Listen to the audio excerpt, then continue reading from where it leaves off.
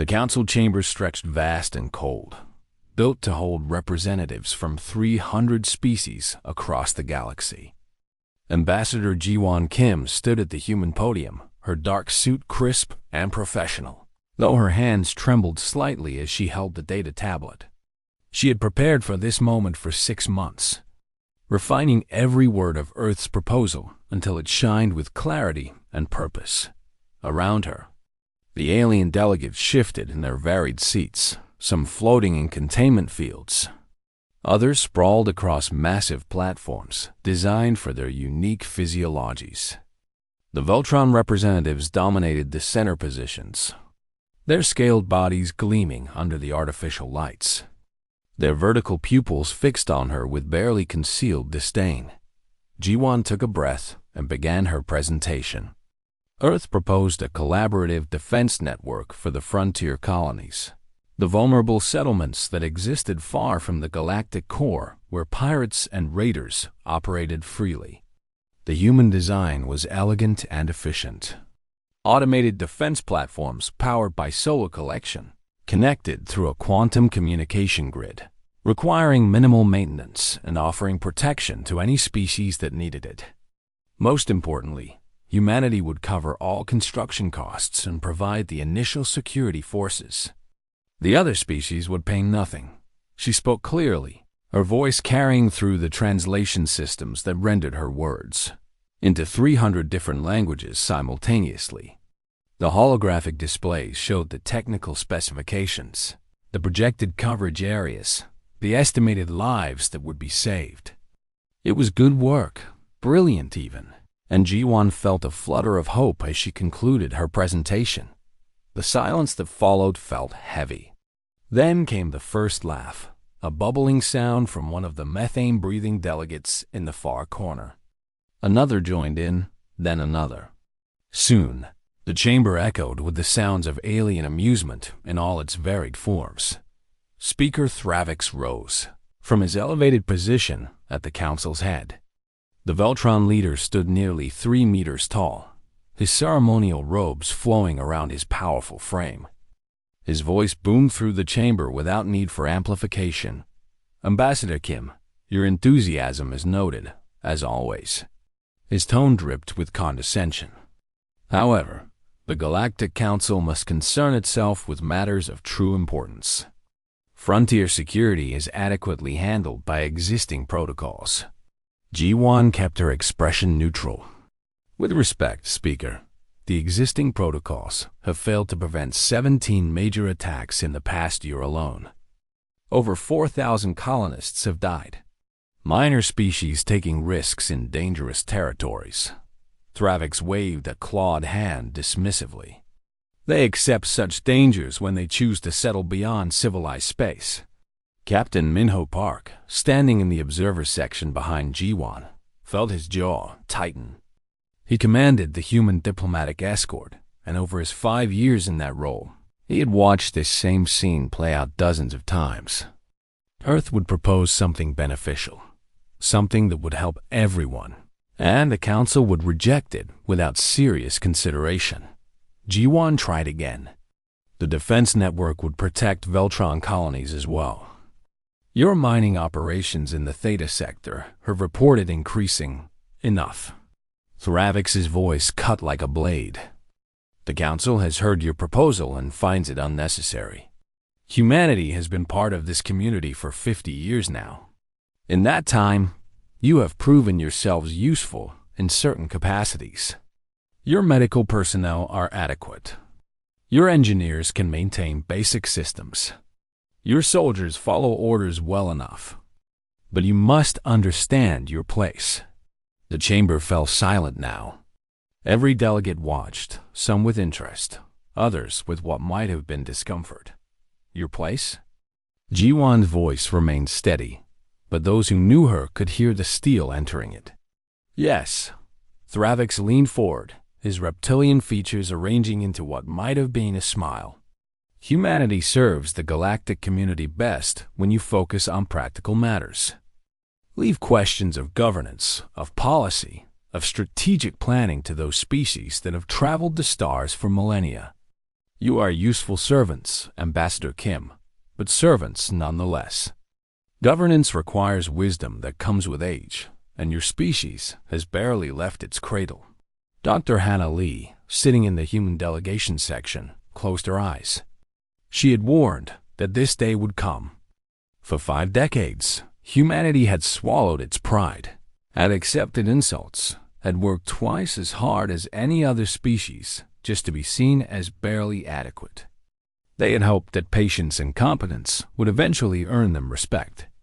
But respect, she had told Ji-won privately, could not be earned from those determined never to give it. Ji-won stood perfectly still for a long moment. Then she tapped her tablet, sending a priority message to Earth.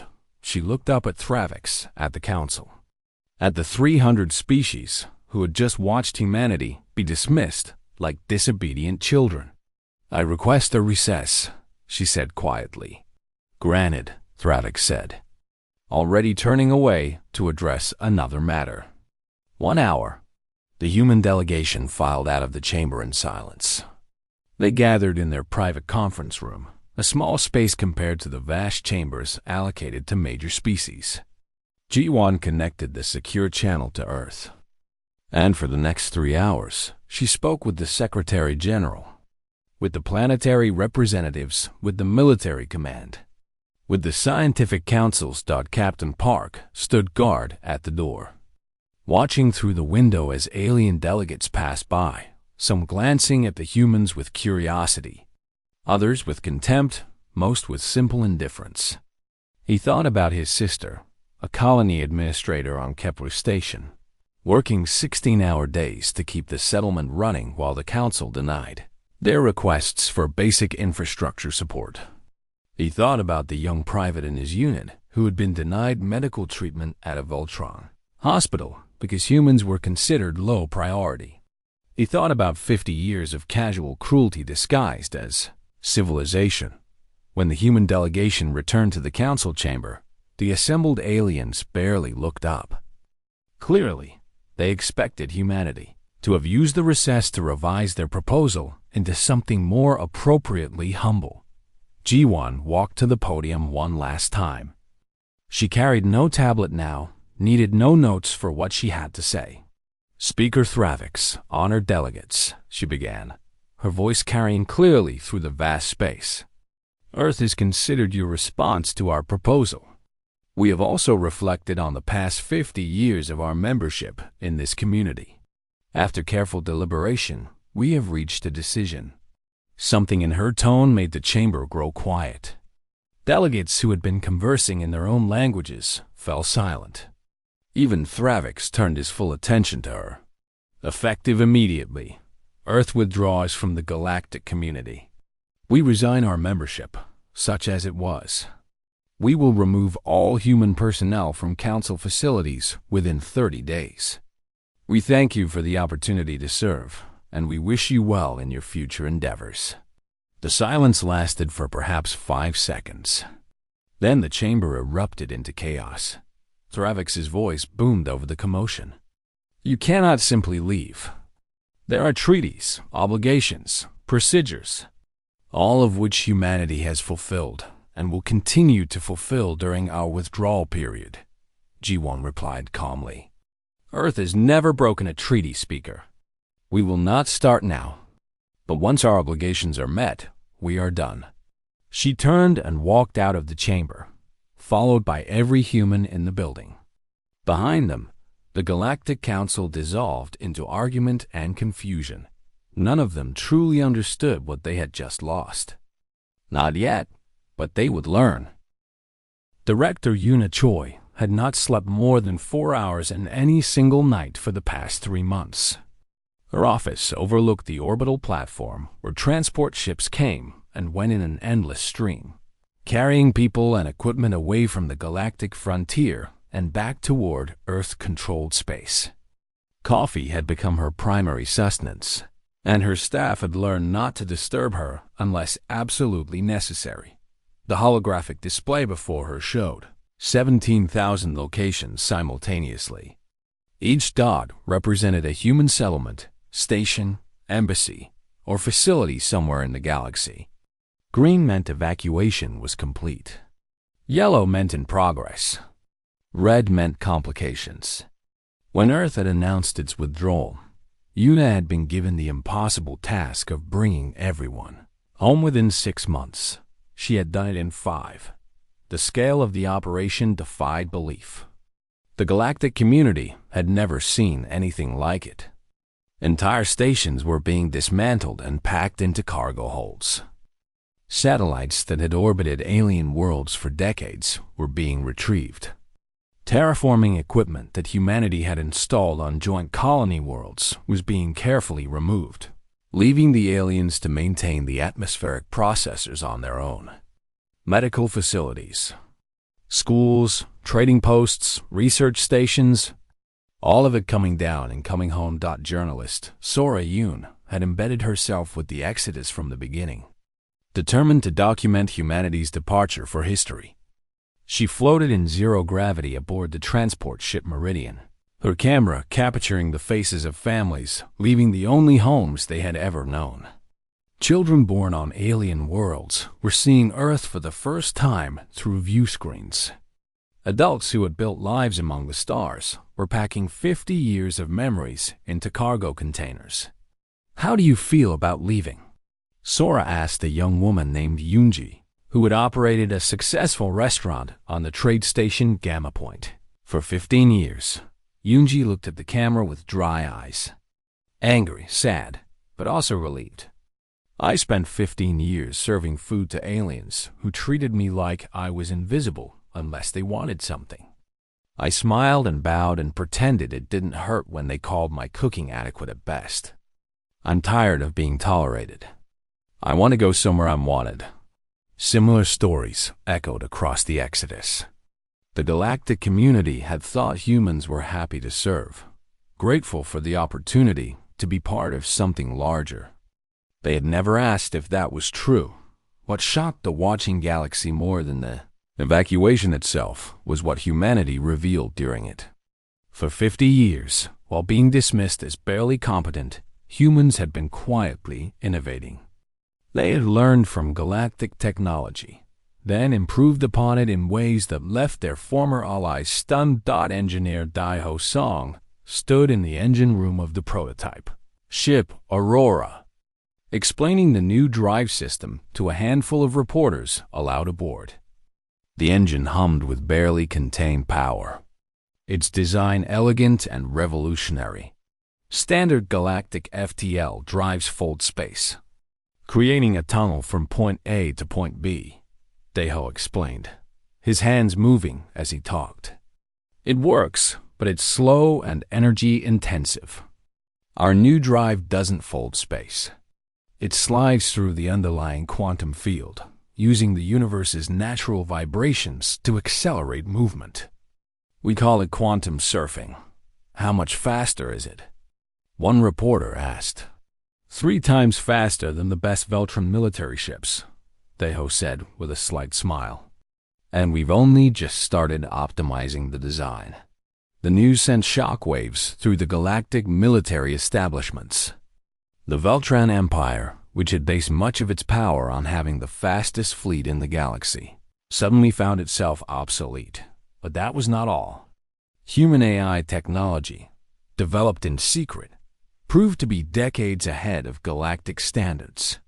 Where other species still struggled with basic autonomous systems, humans had created true artificial intelligence that could learn, adapt, and create. Their medical technology had advanced beyond anything the galactic community possessed. Diseases that killed millions across the galaxy had been cured in human laboratories years ago. But the Council had never bothered to ask if humanity had solutions to offer. Admiral Junho Kang commanded the United Earth Fleet that escorted the evacuation. He had planned for trouble, and trouble came in the form of Veltran warships sent to ensure orderly withdrawal. The Veltran commander, a veteran officer named Scrax, clearly intended to demonstrate that humanity left at the Council's pleasure, not their own choice. The confrontation happened near the Kepler colonies. where the last major human population was preparing to depart. 12 Veltron warships dropped out of FTL around the human fleet, their weapons powered but not yet targeted. A classic intimidation maneuver. Human vessels, you will proceed to designated departure vectors. Scrax transmitted. You will submit to escort and inspection to ensure no Council property is removed. Admiral Kang stood on the bridge of his flagship, watching the Veltron ships with calm assessment. He was a career officer, 40 years in service, and he had played this particular game many times before. The difference was that this time, he did not have to be polite. "Negative, Veltron Commander," Kang replied. "We are in neutral space, conducting a lawful withdrawal. We do not recognize your authority here. You will comply or face consequences, will we?" Kang nodded to his navigator. "Engage Maneuver Delta 7. What happened next became legendary in military academies across both human and alien space. The human ships simply vanished. They did not jump to FTL. They did not scatter. One moment they were surrounded by Veltron warships, and the next moment they were gone, reappearing 30,000 kilometers away in a formation that put every human weapon pointed at the Veltron fleet. Scrax stared at his screens in disbelief. That kind of precision micro-jump was theoretically possible, but practically impossible. The computational power required, the navigation accuracy, the perfect synchronization across dozens of ships. It should not be achievable. As I said, Commander Scrax, we do not recognize your authority here. Admiral Kang's voice carried an edge of steel now. And I suggest you do not test our patience further. You might find the results educational. The Veltron ships withdrew. The story spread across the galaxy within days. Humanity had not just left. They had demonstrated that they could have dominated militarily at any time they chose. They had simply never wanted to. On the last day of the 6th month, Ambassador Ji-won Kim stood aboard the final human vessel to leave Council space. She recorded one last message to the galaxy, transmitted across all frequencies. "For 50 years, we tried to be good members of your community. We worked hard. We followed your rules. We helped where we could. We asked only for respect and partnership. You wanted servants instead. You told us to know our place. Very well, we know our place now. And it is not here." She paused, looking directly into the camera. "Do not follow us. Do not send envoys or delegations. Do not attempt to locate our new territories. We are done with the galactic community. You will not hear from us again unless you change in ways I doubt you are capable of. We will find our own path among the stars. Perhaps we will find species who understand the value of partnership over hierarchy. Goodbye." The transmission ended. The last human ship engaged its revolutionary drive and vanished into uncharted space beyond the galactic rim. Faster than any vessel that might follow, the galaxy was left behind, suddenly feeling emptier than anyone had expected. Councillor Velrith had warned them. 3 months before humanity's withdrawal, he had submitted a detailed report to Speaker Thravix, outlining the potential consequences of alienating Earth. The report had been filed away and ignored. Now, 6 months after humanity's departure, Velrith sat in his small office watching the galactic community tear itself apart. And he took no satisfaction in being right that the first problems appeared subtle. Trade routes that had functioned smoothly for decades suddenly became inefficient. Ships took longer to reach their destinations, consumed more fuel, encountered unexpected delays. It took the Council's analysts 2 months to understand why. Humanity had quietly optimized the entire galactic trade network over their 50 years of membership, adjusting routes to account for gravitational variations, stellar drift, and subspace currents that other species had not even mapped. They had shared none of this data before leaving, And now ships floundered through space like sailors who had lost their charts. Journey times doubled. In some cases, they tripled.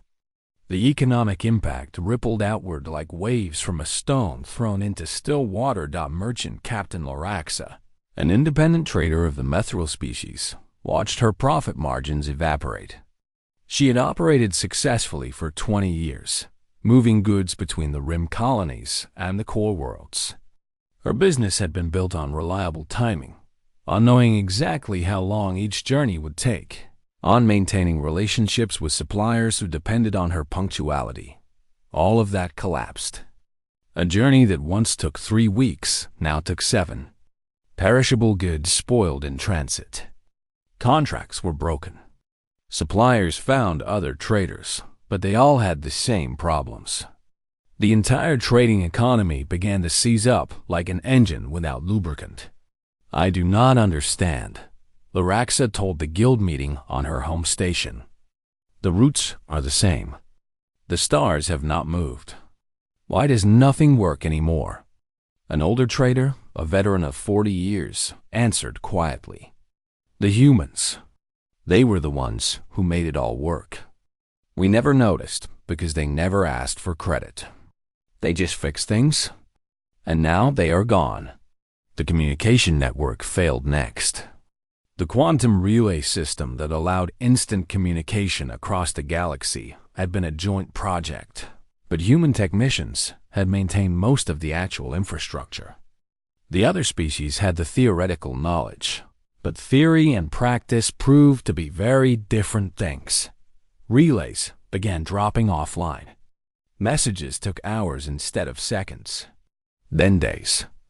Entire sectors lost contact with the galactic core.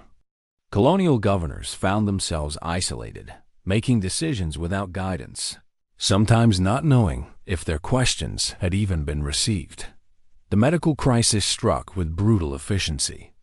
A plague emerged on the mining world Tarkus 7. Then spread to 2 nearby systems before anyone realized what was happening. The disease attacked respiratory systems, and the mortality rate climbed rapidly. Dr. Thorne, a silicate physician who had trained under Dr. Hannah Lee for 7 years, worked desperately in the overwhelmed hospitals. He knew the treatment protocols Hannah had taught him. He understood the theory, but the specific pharmaceuticals they needed, the exact compounds that would halt the disease's progression, those formulas had been human developments. The galactic community's medical database had the basic information, but not the refined processes, not the precise manufacturing techniques that made the treatments effective. "We are missing something," Thorne told his colleagues in an exhausted video conference. "The components are correct, but the medicine does not work. Dr. Lee understood something about the molecular bonding that I do not. Across 3 worlds, people died. The final count reached 40,000 before the plague burned itself out. A human medical team could have stopped it in days. But there were no human medical teams anymore. The economic devastation hit the smaller species hardest. Humanity had been the galaxy's most reliable trading partner, never exploiting weakness, never demanding unfair terms, always willing to work with species that had little to offer in return. They had been the economic safety net for dozens of minor civilizations. With them gone, the major powers showed their true nature. The Voltran Empire, the Krintec Consortium, the Methyl Collective, all of them moved to fill the vacuum humanity left behind. But they did not trade on fair terms. They imposed exploitative contracts, demanded tribute, used their economic power as a weapon. 12 minor civilizations teetered on the edge of complete collapse. Their representatives begged the Council for assistance, for the kind of fair treatment they had once received from humanity. The Council offered loans at crippling interest rates, but the crisis that truly terrified the galactic leadership was the security situation. The frontier colonies had always been vulnerable to pirates and raiders, but humanity had quietly formed the backbone of galactic security. They had not been the largest military force, but they had been the most reliable. When a distress call came from a minor colony under attack, human ships responded, always, regardless of the colony's species, regardless of profit, regardless of political complications. The other species responded to distress calls only when it suited their interests. Without humanity, the pirates grew bold. Attacks increased tenfold. Colony after colony fell silent, their populations enslaved or dead. The Council's military forces were stretched thin, and the major powers refused to waste resources defending minor species settlements. Speaker Thravix stood before the council chamber, his scales looking dull and his posture less imposing than it had been 6 months earlier. The chamber itself felt emptier, though all the seats were filled. Several minor species had stopped sending representatives, unable to afford the travel costs now that human-optimized routes were gone. "We must acknowledge our current difficulties," Thravix said, his voice lacking its usual commanding tone. "The departure of humanity has created certain complications. I propose we send a delegation to negotiate their return." Councillor Velrith stood, his voice cutting through the murmur that followed Thravix's words. "A delegation to where, Speaker?" "Humanity used FTL technology superior to our own. We have no idea where they went. Beyond the rim could mean anywhere in a volume of space containing billions of stars. Then we search. With what ships? Our fleet is scattered across the frontier, trying to contain the security crisis. Our economy is contracting. Our communication systems are failing. We have no resources for a wild search through uncharted space." Another councillor, a Crintic representative, spoke up. "Perhaps we overreacted to humanity's departure. Perhaps we should simply adapt to their absence. We are the galactic community. We survived before humans arrived. We will survive after they left." Velrith laughed, a bitter sound. "Survived? Look around you. Half the trade routes are failing. Colonies are going dark. We have a plague we cannot cure and pirates we cannot stop. We did not just lose one member species. We lost the species that held everything together while we pretended to be in charge." The council chamber fell silent. The truth of Velrith's words hung in the air, undeniable and damning. 3 delegations were sent to search for humanity. All 3 returned empty-handed after months of fruitless searching. The human ships were simply too fast, and the galaxy too vast. A year after humanity's departure, the galactic community remained in crisis. The problems had not resolved. If anything, they had deepened. And in the silence where human voices used to offer help, the galaxy finally began to understand what it had lost. Respect had seemed like such a small thing to give. They had not realized that by withholding it, they would lose everything.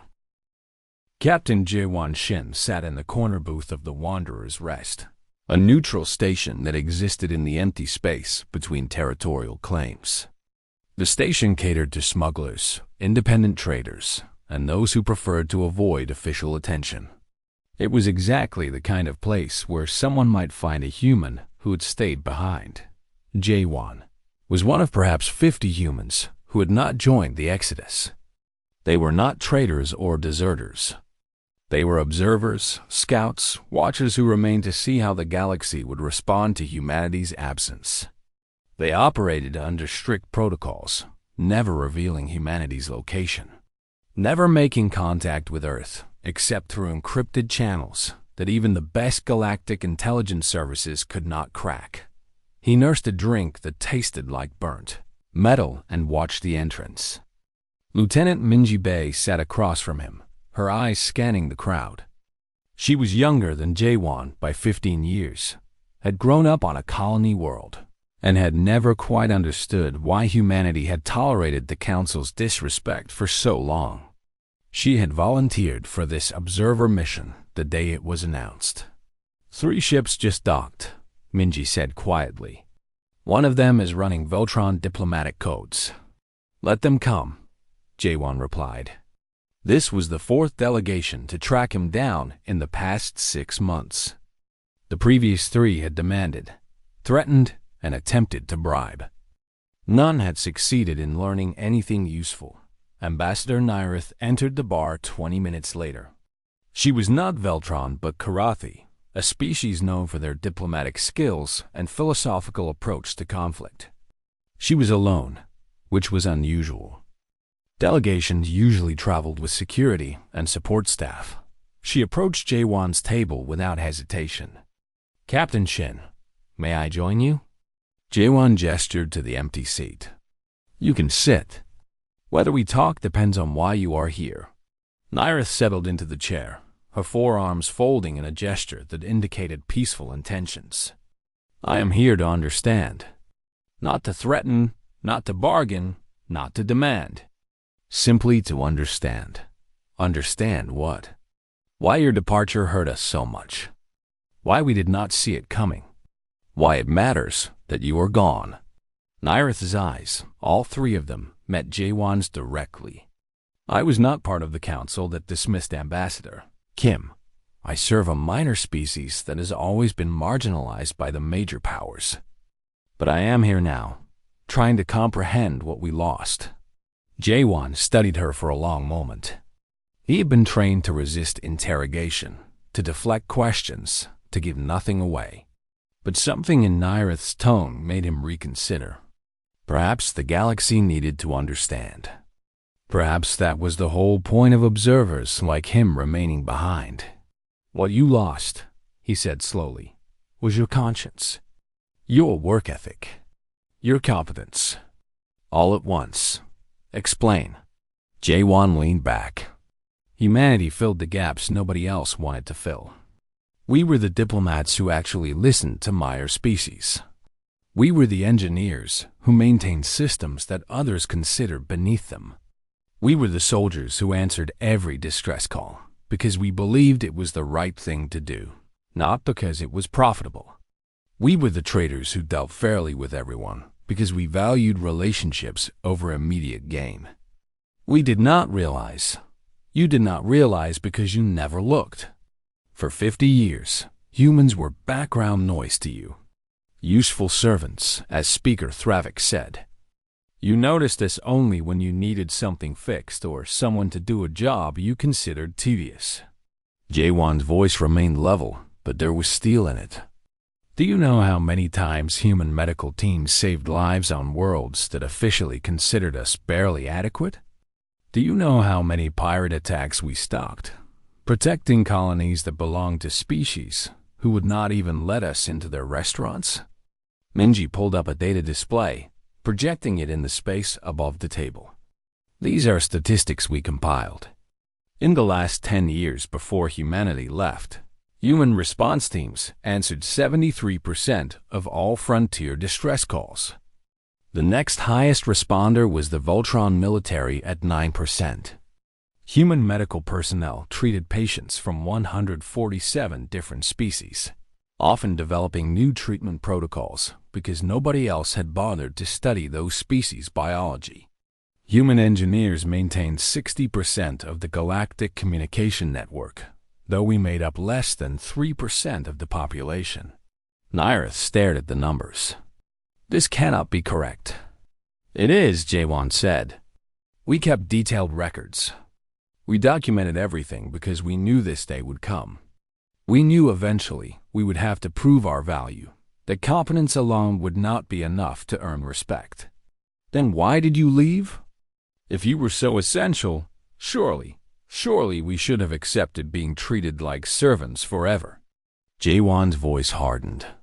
No, we are human, Ambassador Nyrith. We have dignity. We deserve respect. And we decided that being essential was not enough if it came with contempt. Historian Sun Woo Nam appeared from a back room, carrying a slim data pad. He was older than both Jaewon and Minji, an academic who had spent his career studying galactic sociology. He had stayed behind to document the aftermath of humanity's departure, to record for future generations what happened when a civilization chose dignity over belonging. Ambassador Nyrith, Sunwoo said, settling into a fourth chair. I have been researching the social movements that emerged after humanity left. Would you like to see something interesting?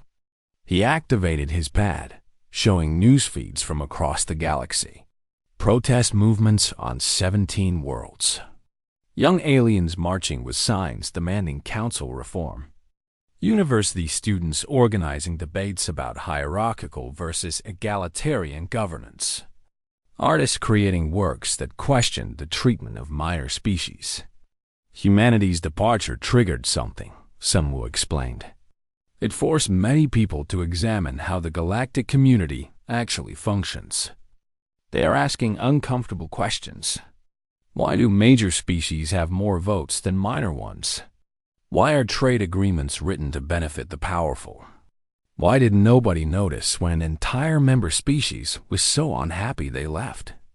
The younger generations are particularly vocal, Minji added. They do not remember a galaxy without humans. They grew up with human teachers, human doctors, human friends. They are angry that their elders drove us away. Nyrith absorbed this in silence. Finally, she spoke. Is there any possibility of humanity returning? Why would we? Jaewon asked. Because the galaxy needs you. The galaxy needed us before. It did not care then. Why should we care now? Nyrith had no answer to that. She sat in silence for a moment, then asked, May I ask what humanity is doing now? Not where. I understand you will not tell me that. But how are you doing? Jaewon and Minji exchanged glances. After a moment, Jaewon nodded slightly. We are thriving, Minji said. Beyond the rim, we have made first contact with 4 new civilizations. Real contact, based on mutual respect and genuine partnership. These species are technologically sophisticated, culturally rich, and they treat us as equals. We are learning from them and they are learning from us. It is everything we hoped the galactic community would be. Can you tell me anything about these new allies? Sunwoo smiled. One species has mastered energy manipulation in ways that fascinate our physicists. Another has biological engineering knowledge that makes our best geneticists look like beginners. A third has philosophical and mathematical frameworks that are revolutionizing our understanding of quantum mechanics.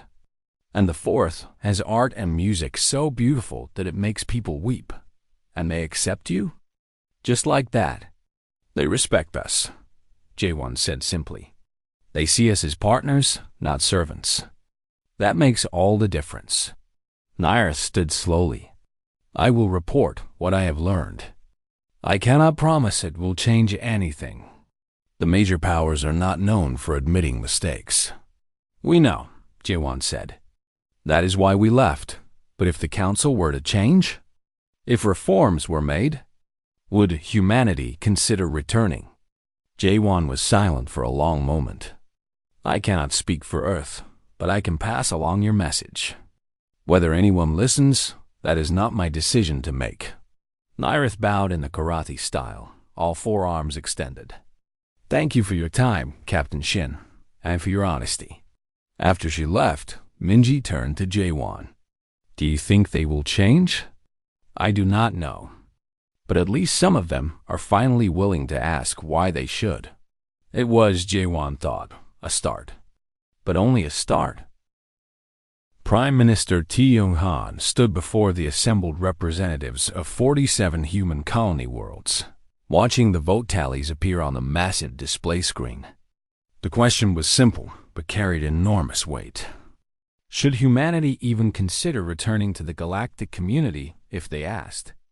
The debate had raged for 3 months, since the Council's official message of apology had reached Earth through carefully arranged neutral channels. The votes came in slowly. New Beijing voted yes. Kepler Station voted no. Armstrong Colony split evenly, requiring a second round. Mars was firmly against return. Luna argued for at least listening to what the galaxy had to offer. 51% in favor of negotiations, the vote monitor announced. The motion passes. Taiyang had expected a closer margin.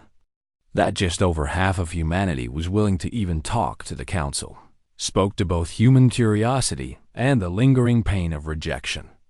The wound was still fresh. Even 2 years after departure, Ambassador Ji-won Kim stood beside him, older now, her hair showing threads of gray that had not been there when she walked out of the council chamber for the last time. So we talk. But on our terms this time. On our terms, Taiyang agreed. Get the fleet ready. 3 weeks later, a human fleet emerged from FDL at the edge of council space. Captain Minho Park commanded the escort from the bridge of the flagship Unity.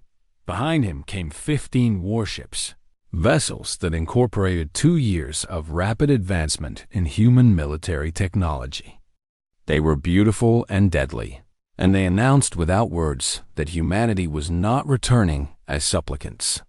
But the fleet was not alone. 4 alien ships accompanied them, designs that no one in the galactic community had ever seen before. These were representatives from humanity's new allies, the civilizations that had welcomed Earth with open arms and genuine respect. Representative Haijin Quan stood in the observation deck of one such ship, watching Nexus Prime grow larger in the view screen. She was young for a diplomat, only 32, but she had been chosen specifically because she represented humanity's future, not its past. She had been born after first contact with the galactic community, but had come of age during the Exodus and the building of new alliances. To her, the Council was history, and these new partners were the present. Nervous?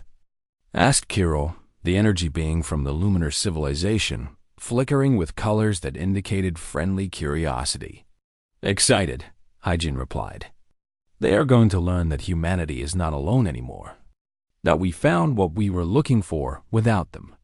The arrival of the human fleet caused chaos at Nexus Prime. The Council had expected perhaps a single diplomatic ship, maybe with a small escort. Instead, they got a show of force that demonstrated just how far humanity had advanced in 2 years of freedom and partnership. The Council chamber had changed. Several of the major power delegations sat in different positions, their influence diminished. Minor species occupied seats closer to the center. Speaker Thravix was not present.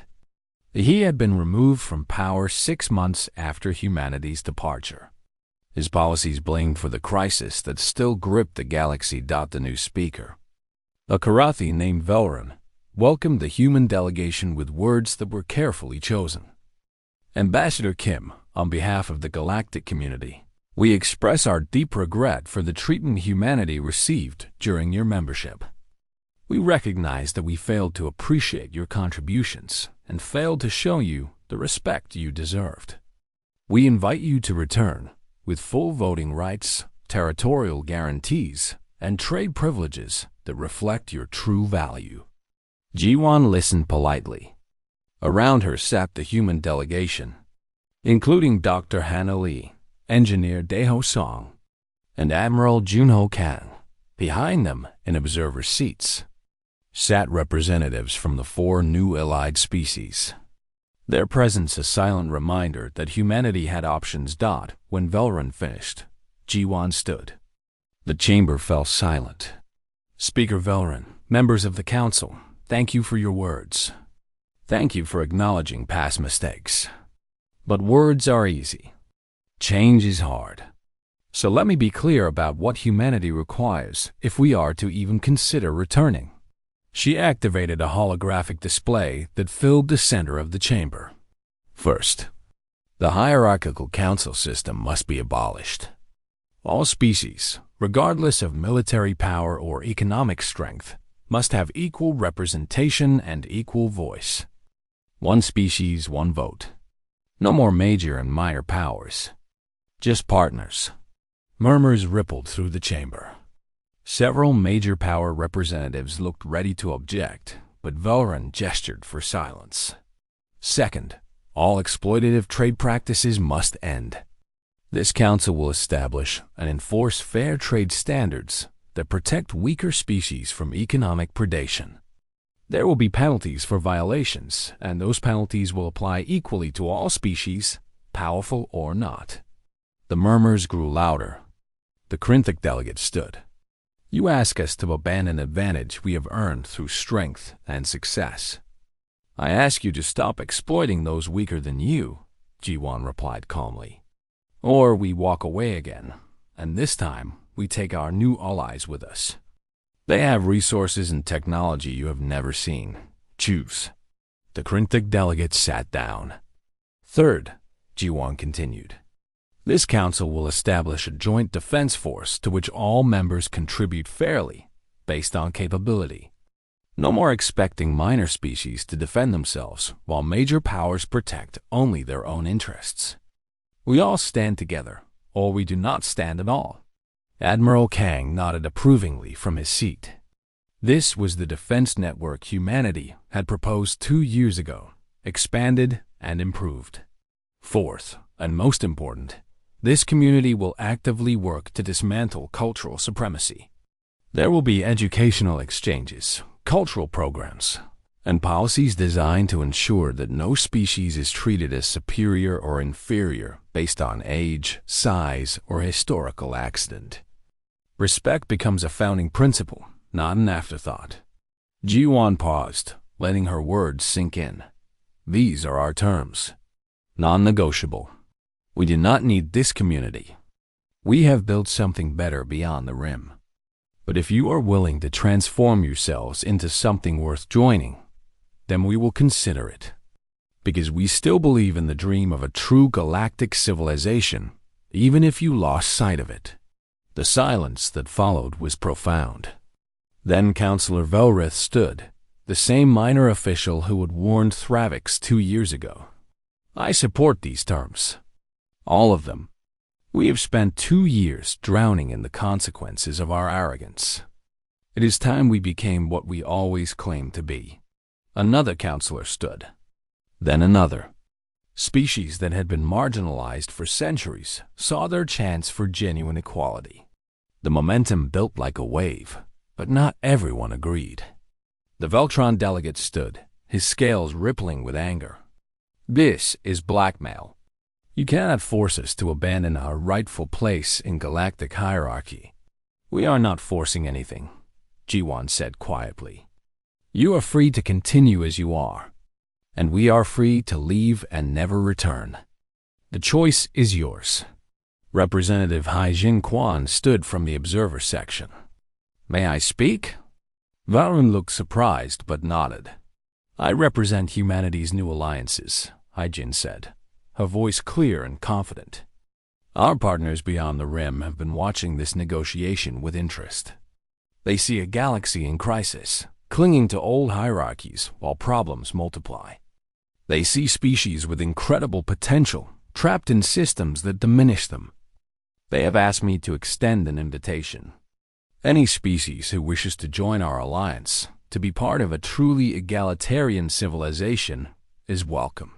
We offer partnership without hierarchy, trade without exploitation, and defense without obligation. The impact of her words was like a bomb detonating in the chamber. Several minor species delegations began urgent whispered conversations. The threat was clear. If the Council did not reform, it would not just lose humanity. It would lose everyone who had ever been marginalized. Former Speaker Thravix entered the chamber from a side door. He looked older, his scales dull, his posture no longer imposing. He moved to the public testimony podium, reserved for private citizens. May I speak? He asked quietly. Velrun hesitated, then nodded. I am the architect of humanity's departure, Thravix said, his voice carrying through the silent chamber. I dismissed them. I insulted them. I told them to know their place. I was wrong. Completely, utterly wrong. I spent 50 years believing that age and power equaled wisdom. I learned that wisdom comes from humility and respect. I asked the Council to accept humanity's terms, not because we are desperate, though we are, but because it is right, Because we should have done this decades ago. Because the young people protesting in our streets understand what my generation refused to see. We are better together, but only if we are truly together. As equals, he stepped down. The chamber remained silent for a long moment. Speaker Veleran called for a vote. All those in favor of implementing humanity's reforms and inviting Earth to return as equal partners? The vote was not unanimous. The major powers split, some accepting reality, others clinging to privilege. But enough minor species voted yes, their voices finally counting equally to pass the measure. Ji-Won Kim looked at her delegation. They nodded. She turned back to the council. We will return, provisionally, for 5 years. If these reforms are implemented honestly, if real change happens, we will make our return permanent. If not, we leave again, and this time we will not come back.